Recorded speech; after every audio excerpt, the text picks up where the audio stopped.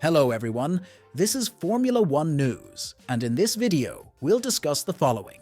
Frederic Vasseur believes that Red Bull is no longer in its comfort zone. Andrea Stella revealed what prevents the Miami Grand Prix from becoming more spectacular, and Max Verstappen criticized the FIA, pointing out a senseless rule. Ferrari team principal Fred Vasseur believes that McLaren's victory at the Miami Grand Prix is confirmation that Red Bull is no longer in its comfort zone, as it was in 2023. In the previous season, the Milton Keynes-based team secured 21 victories out of 22 Grand Prix races, only conceding once to Ferrari in Singapore. However, this year, Red Bull has already lost 2 victories.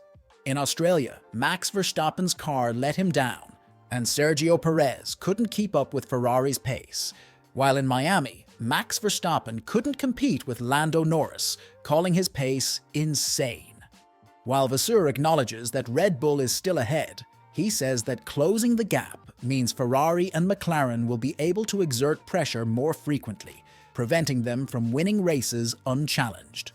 When asked by journalists if Miami is an example of what is yet to come in 2024, Vasseur replied, "Honestly, Red Bull is still ahead.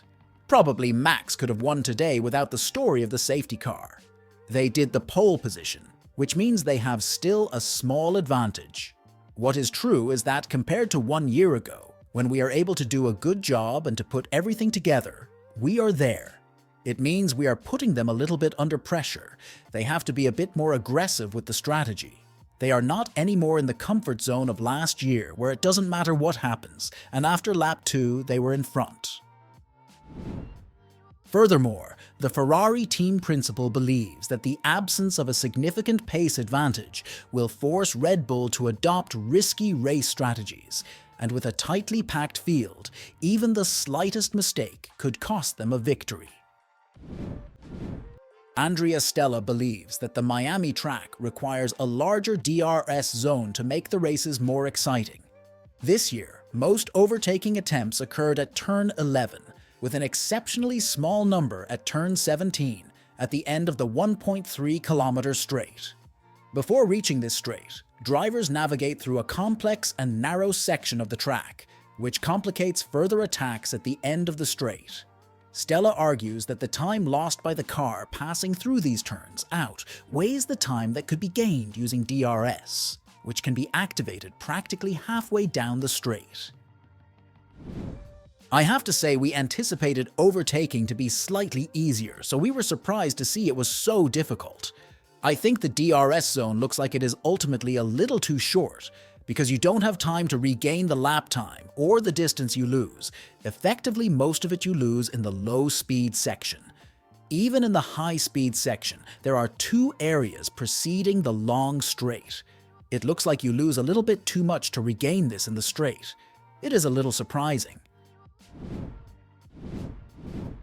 Max Verstappen has stated that he does not support the current point system used for granting Formula One super licenses. The FIA introduced the point system after Verstappen made his debut in Formula One at the age of 17 at the beginning of the 2015 season, transitioning from Formula 3. The requirements for obtaining a license include earning 40 points and being at least 18 years old. The issue of age restrictions for obtaining a super license became relevant again after the FIA received a request to grant a license to Mercedes junior driver Andrea Antonelli, who is currently 17 years old. Max Verstappen expressed his opinion on this matter, stating that he opposes the current point system and believes it does not meet its intended purpose. "That rule was introduced because of me, of course. In the end, it doesn't stop what it's meant for. It's not specifically about him, but this can stop some talents from getting into Formula One quickly because they have to accumulate those 40 points first. I'm not a big fan of it, of this entire system. The FIA thinks it's good, but I'd rather not have it. If someone is 17 or 18 years old and has maybe 20 points, but if he is very fast, why can't he get into Formula One then?" Let's remind that at one point, Max became the youngest driver ever to score points in Formula One, the youngest to finish on the podium, and the youngest to win a race. That's all for today. Did you enjoy the video? Give it a like and subscribe. Let's follow the latest news from Formula One together.